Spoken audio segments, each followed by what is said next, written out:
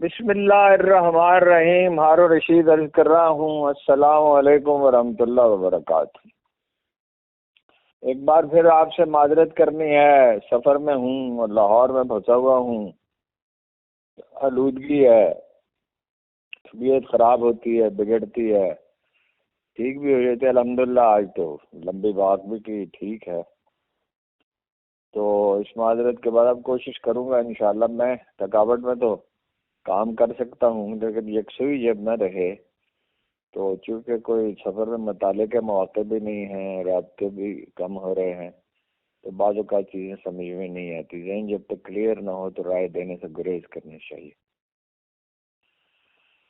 وہ ویسے تو بڑے بڑے واقعات ہیں، جیسے پرسوں بھی عرض کیا تھا. وہ موضوع اب تک زیر بحث ہے کہ ڈونلڈ ٹرمپ کے اقتدار سنبھالنے کے کیا اثرات ہوں گے پاکستان پہ، اور اس سلسلے میں بھی کچھ عرض کرتا ہوں کہ کیا ہو رہا ہے عمران خان کے معاملے میں بین الاقوامی محاذ پر بھی اور پاکستان میں بھی. لیکن یہ کہ جلسہ ہے ثوابی کا اور بعض اعتبار سے اہم ہے. اور کوئٹہ میں بہت افسوس، ایک تو جلسہ ہوا اور وہ بھی افسوسناک صورتحال پیدا ہوئی. لوگوں پہ مطلب گولیاں برسائی گئیں. خدا کا شکر ہے کہ کوئی جان سے تو نہیں گیا، مگر یہ کہ بہت ہی بے رحمانہ سلوک کیا گیا. اور ثوابی کے جلسے میں بھی یہ ہوا کہ پختونخوا کے لوگ تو شریک ہوئے، مگر 6,000 آدمی جو ہیں وہ لگا دیے گئے پولیس کے کہ پنجاب سے کوئی نہ جائے. یہ 6,000 آدمی تو وہاں اٹک میں ہی لگا دیے گئے. اور اسی طرح سندھ سے جو لوگ بلوچستان جانا چاہتے تھے انہیں بھی جانے کی اجازت نہیں دی گئی. اور جو دھماکہ ہوا کوئٹہ ریلوے اسٹیشن پر، جو ذرائع یہ کہہ رہے ہیں کہ ایک بلوچستان کی تنظیم اس کی ذمہ دار ہے. بلوچستان کی تنظیم کیا ہے؟ بھارت ہے. اور ظاہر ہے کہ بھارت جو ہے وہ امریکہ کا تصویراتی حلیف ہے، تو ان ڈائریکٹلی تو CIA بھی اس کی ذمہ دار ہے. اور اتنے لوگوں کا، معصوم بے گناہ لوگوں کا، مسافروں کا اس طرح معصوم لوگوں کا قتل ہونا اتنا دردناک واقعہ ہے. وہ ایک آدمی سے رو رہا تھا سسکیوں کے ساتھ، سوشل میڈیا پہ شاید آپ نے بھی دیکھا ہوگا. کہا میرا بھائی چلا گیا، اگرچہ معذور تھا مگر اس کے باوجود محنت کرتا اور رزق کماتا تھا. جب عام لوگ مرنے لگے کسی جنگ میں تو یہ اور بھی زیادہ اذیت ناک بات ہوتی. یہ کیسی جنگ آزادی ہے کہ جس میں مطلب ریلوے اسٹیشنوں پہ دھماکے کیے جائیں جیسے طالبان کرتے تھے، مزاروں پہ اور مینا بازاروں پہ اور مارکیٹوں میں. تو یہ کیا مطلب کون سا اسلام تھا؟ اور لوگ ان کے لیے بھی جواز تلاش کرنے والے ان کے لیے بھی جواز تلاش کر لیتے تھے. بہرحال ثوابی کا جلسہ بعض لوگوں کے خیال میں اس کی کوئی اہمیت نہیں ہے، اس لیے کہ ان کی اپنی حکومت ہے، اپنے وسائل، حکومت کے وسائل صرف کر کے اور بڑے سے بڑا جلسہ کر لیتے ہیں. حمایت بھی وہاں بہت پائی جاتی ہے اور وفاقی حکومت سے اور اسٹیبلشمنٹ سے ناراضگی بھی بہت ہے. لیکن میرا خیال ہے اس کی اہمیت ہے، اس لیے بھی ہے کہ اتنے دباؤ کے باوجود اتنے بہت سے لوگوں کا جمع ہونا، اور پنجاب سے بھی لوگ گئے، شریک نہیں ہو سکے دوسری بات ہے. کچھ لوگ تو جب بر وقت چلے گئے تو شریک بھی ہوئے. اور جلسہ بھی بڑا تھا.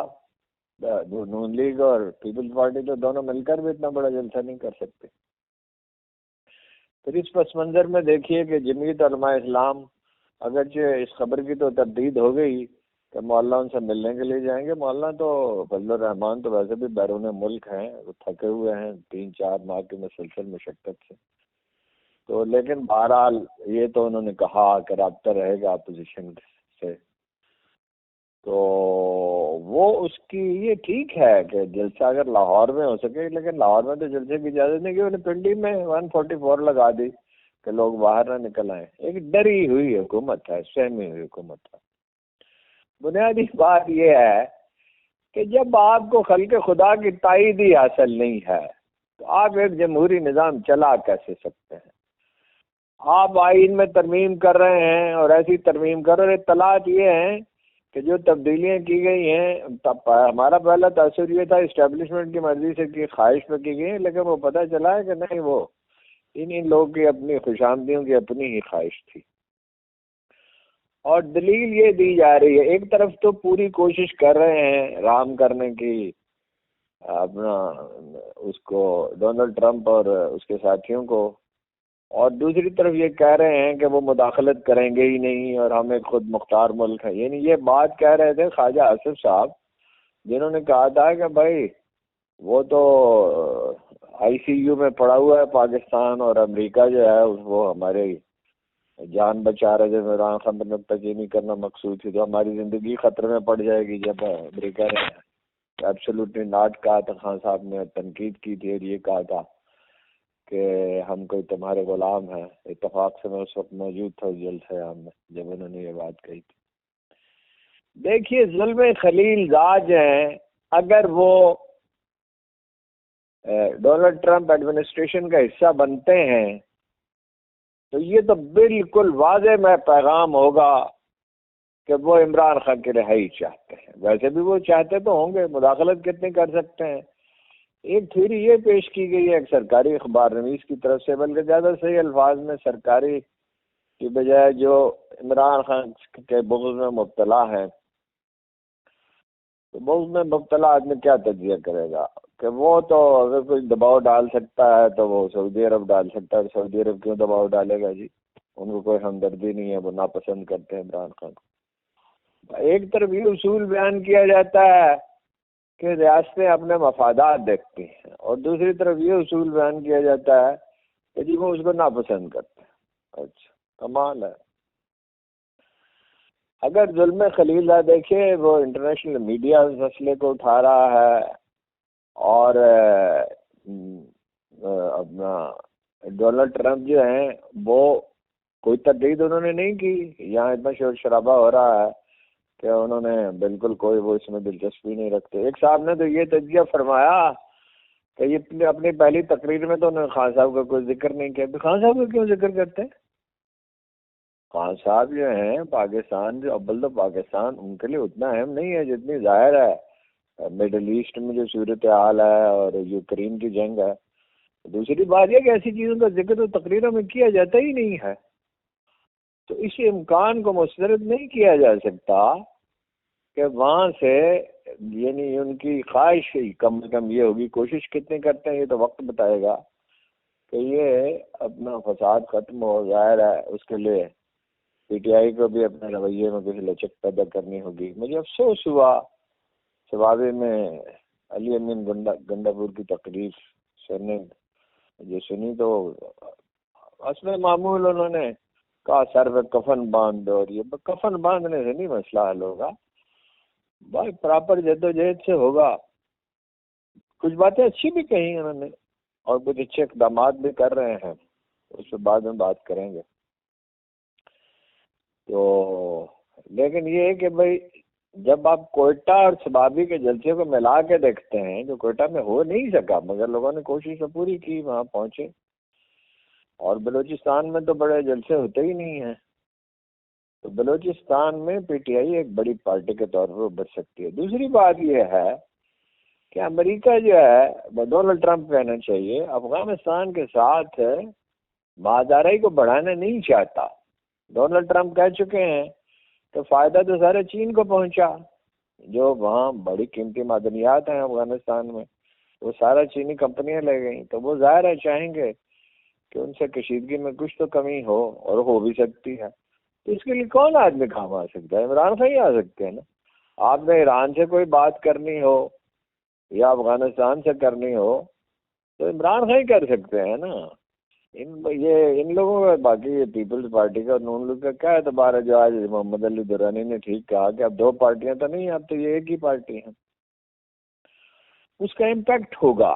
بنیادی بات وہی ہے جو میں نے شروع میں آپ سے عرض کی کہ ایک اکثریتی پارٹی کو نظر انداز کر کے ملک کے معاملات نہیں چلائے جا سکتے، خلق خدا کے اکثریت کو۔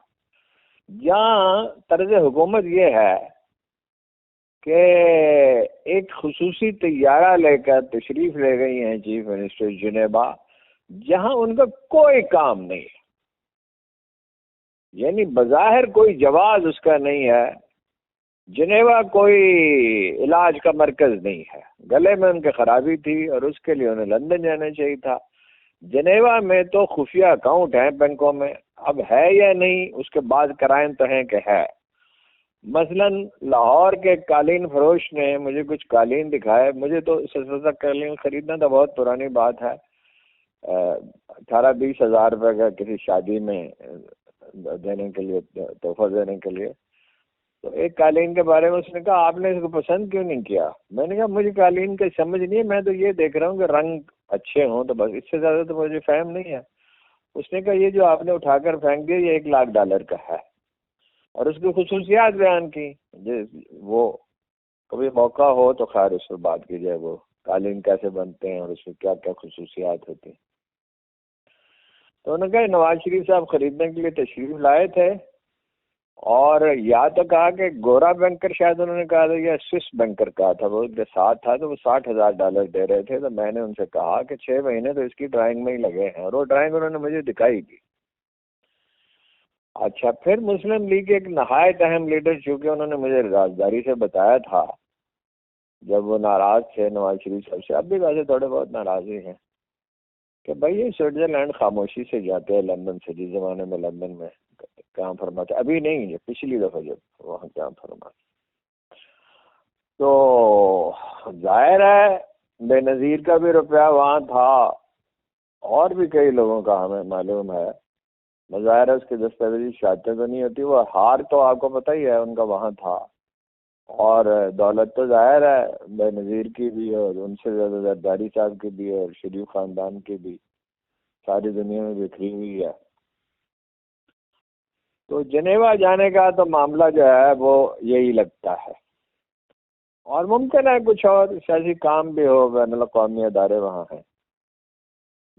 پی ٹی آئی کے ذرائع یہ دعویٰ کرتے ہیں، یعنی ان کے ایک ممتاز حامی اخبار نویس نے کہا کہ اتنا پینک اور اتنا دباؤ ہے کہ اسرائیل تک سے رابطہ کیا ہے کہ کوئی ان کی مدد کریں اس حکومت کے باقی رہنے میں، اور وہ اسرائیل جو ہے وہ یعنی امریکیوں سے بات کرے، اور مودی سے بات کرے۔ مودی کی بات تو بالکل، اسرائیل کا تو میں نہیں کہہ سکتا، مودی کی بات تو بالکل قابل ہے۔ میں نریندر مودی کے بارے میں تو بہت ہی سافٹ کارنر ہے شریف خاندان کا، ان کے گھر تشریف لے گئے، ان کے والدین بھی ان سے کہا دونوں بھائیوں کو آپ کو مل کر رہنا چاہیے۔ ابھی وہ کچھ دن پہلے نواز شریف صاحب نے کہا کہ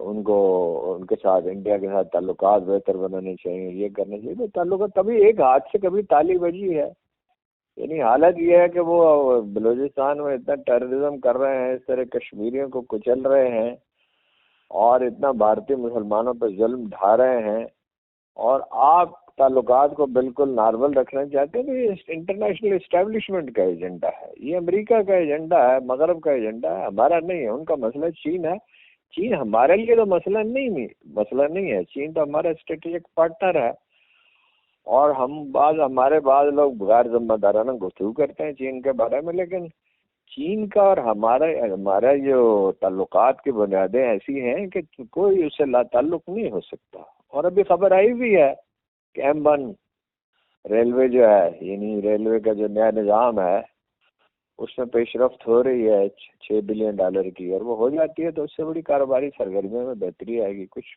آئی بھی ہے بہتری، لیکن مستقل بہتری تو امن و امان سے مشروط ہوتی ہے، استحکام سے مشروط ہوتی ہے، اور استحکام ہو نہیں سکتا۔ اور میں اپنی اس رائے کو ایک بار پھر دہراتا ہوں کہ اسٹیبلشمنٹ ایک دن ان لوگوں سے تنگ آ جائے گی، جنہیں ڈالروں میں ارب پتی ہونے کے باوجود مفت کا طیارہ چاہیے، اور جنہیں گلے کے علاج کے لیے بھی لندن جانا ہوتا ہے، اور پھر لندن بھی نہیں جانا ہوتا، مطلب کیا غلط بیانی ہے، اور جن کی حالت یہ ہے کہ لاہور شہر میں 10 سال سے یہ اسموک کا مسئلہ ہے، اور بالکل جھوٹ بولتے ہیں کہ جی انڈیا سے ہوائیں جو آتی ہیں ان کی وجہ سے مسئلہ ہے۔ وہ مسئلے کا ایک چھوٹا سا حصہ ہے۔ خود پنجاب حکومت کی اسٹڈی یہ ہے کہ 80% گاڑیوں دھواں چھوڑنے والی گاڑیوں کی وجہ سے اور جو کچھ یہ مقامی کارخانوں کی وجہ سے اور بھٹوں کی وجہ سے ہے. آج ایک دوست کو فون کیا، پتہ چلا دونوں بچے بیمار ہیں. میں نے کہا تعلیمی ادارے تو بند ہیں، بچے کیسے بیمار ہو؟ انہوں نے کہا کچھ دن تو جاتے رہے نا، تو اس کا اثر ہے، ان کا علاج کر رہے ہیں. اب اس کا علاج کیا ہے جی؟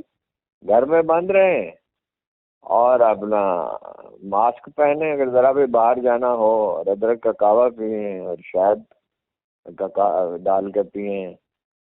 تو 1.5-2 کروڑ انسانوں کی زندگیاں جو ہیں وہ خطرے میں ہیں، اور کوئی کوشش نہیں ہو رہی شہر میں دھواں چھوڑنے والی گاڑیوں کو روکنے کی. کوئی کوشش نہیں ہو رہی قطعاً.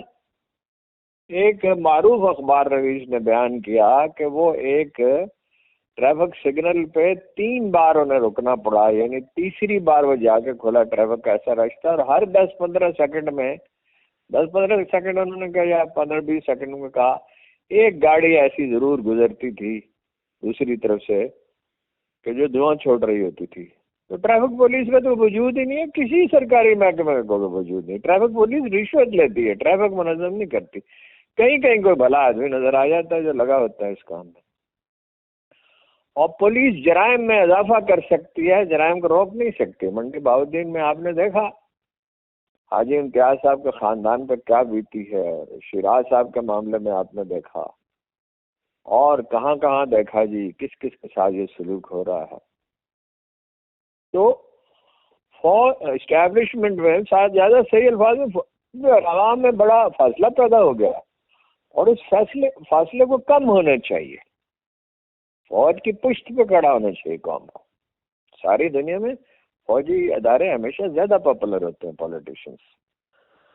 تو یہ کیا اچھی حکمت عملی ہے کہ ایسے لوگوں کو مسلط کر دیا جائے جنہیں عوام مسترد کرتے ہیں، نہ صرف بلکہ سخت ان کو شدت کے ساتھ ناپسند کرتے ہیں.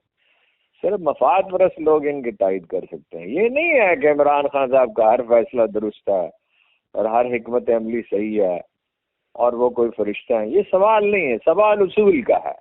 اگر جمہوریت یہ ہے ایک آدمی کا ایک ووٹ ہوتا ہے تو 70% لوگوں کے ووٹ عمران خان کے حق میں ہیں، اور 2022 کے ضمنی الیکشن اس کی گواہی دیتے ہیں. اور آپ ایسے لوگوں کو نالائق نااہل لوگوں کو مسلط کر دیتے ہیں. آج یوم اقبال پہ اقبال کا دن ہے، اور میں تو چاہتا تھا انہیں پہ بات کروں، لیکن وہ بہرحال کیا مطلب کرنٹ ایشوز پہ بات کرنی پڑتی ہے. تو وہ جو ہے جو کچھ اقبال نے ہمیں سکھایا تھا، خودی اور خودداری، اور وہ سب ہم بھول گئے، اور جو کچھ قائد اعظم نے سکھایا تھا وہ بھی بھول گئے، اور ٹمک ٹوئیاں مار رہے ہیں. بھائی طاقت سے حکومت کی جا سکتی ہے سعودی عرب میں، جہاں بادشاہ سلامت یہ بھی ارشاد فرما دیتے ہیں کہ حدیث کی کوئی اہمیت نہیں. یہ بات جو جاوید گاندھی کہتے ہیں.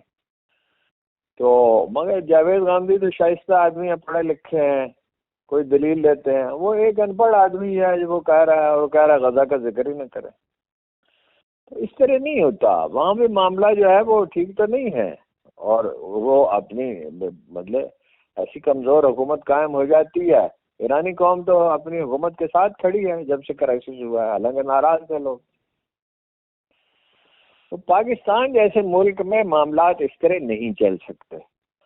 میں بار بار غور کرتا ہوں کہ کہیں میں کسی تعصب کا شکار تو نہیں ہوں، لیکن بہرحال آخری نتیجہ یہی نکلتا ہے تمام غور و فکر کا کہ سوال ہی پیدا نہیں ہوتا کہ یہ حکومت چل سکے. اس طرح حکومتیں نہیں چلا کرتی. اتنی فضول خرچی، سول اداروں کی ایسی مکمل تباہی، قانون سازی کیا کی جی؟ وہ درانی صاحب نے ٹھیک کہا، محمد علی درانی کہ یہ ایک ترمیم نہیں ہے، یہ تحریف ہے. دستور کا ڈھانچہ ہی برباد کر دیا. اور کمال ہے یہ سیاسی پارٹیاں ہیں جو اپنے ہاتھ کاٹ کے دے رہی ہیں، اور یہ ہوگا نہیں، چلے گا نہیں، منسوخ ہوگا. تو پھر جملہ یہ ہے کہ پی ٹی آئی کی عوامی حمایت کے حمایت جو ہے وہ ٹھیک ہے. لوگ سروں پہ کفن باندھ پہ نہیں نکل سکتے تو علی امین گنڈا پوری کہہ سکتے ہیں. کوئی دانا آدمی تو یہ نہیں کہہ سکتا سروں پہ کفن باندھ کے نکلو. سروں پہ کفن باندھنے کی کیا ضرورت ہے؟ نکلیں بس، ٹھیک ہے، احتجاج کریں، جتنا کر سکتے ہو حالات کے مطابق حکمت عملی بنائی جاتی ہے. اور خان صاحب چونکہ جیل میں ہیں تو انہیں اندازہ نہیں ہے، وہ کہہ تو رہے ہیں، بات تو ان کی ٹھیک ہے، لوگوں کو نکلنا چاہیے. اب اس سے اختلاف تو نہیں کیا جا سکتا، اور آئین اس کا حق بھی دیتا ہے، لیکن ماحول نہیں ہے پختونخوا کے سوا کہیں کہ لوگ نکلیں بڑی تعداد میں. ظاہر ہے کہ وہ اپنا خوف جو ہے کافی ہے فضا میں، کچھ ہی لوگ جرأت کرتے ہیں. تو سابق میں آپ نے دیکھا کہ کیا ہوا، کتنے لوگوں کو اپنے ادارے چھوڑنے پڑے ہیں، اور آئے دن کسی کو نکالا جاتا ہے، کتنے لوگوں کو تو ملک ہی چھوڑنا پڑا ہے. تو فی الجملہ یہی ہے کہ یہ سلسلہ چلے گا نہیں. کچھ معاشی طور پہ بہتری آئی ہے، لیکن یہ جو بہتری ہوتی ہے کہ کچھ قرضہ مل گیا، کچھ دن گزر جائیں گے، کچھ سٹاک ایکسچینج کی حالت بہتر ہے، کچھ مہنگائی جو ہے ظاہر ہے خاص حد تک بڑھنی تھی، اس کے بعد بڑھ سکتی نہیں. یہ کامن سینس کی بات ہے، اس کے لیے ماہر معیشت ہونے کی ضرورت نہیں ہے کہ آلو 10,000 روپے کلو تو نہیں ہو سکتے نا. اب ایک سیچوریشن پہ پہنچ گیا. گندم کے بارے میں پالیسی غلط ہے، طلبا ناراض ہیں، اساتذہ ناراض ہیں، پختونخوا میں اور بھی زیادہ ناراض ہیں. تو یہ امید یہ رکھنی چاہیے کہ انشاءاللہ چند ہفتوں میں نہیں تو چند مہینوں میں آخر کار اس حکومت سے نجات پالی جائے گی، اور کوئی مصالحت ہوگی، اور مصالحت ہوگی عمران خان صاحب کی اسٹیبلشمنٹ کے ساتھ، اور انہیں بھی کچھ نرمی دکھانی ہوگی. میرا خیال ہے بالآخر وہ اس سے آمادہ بھی ہوں گے. میری معلومات یہ ہیں کہ لوگ جا رہے ہیں، ان کے ساتھ بات کر رہے ہیں، لیکن جو سلوک ان سے کیا گیا ہے اس کے بعد ظاہر ہے کہ ان کا رویہ سخت ہے، اور سخت رویہ رکھیں گے ہی تو کوئی بات اپنی منوا سکیں گے. تو آج کے لیے بس اتنا ہی. آپ کا بہت بہت شکریہ، بڑی نوازش.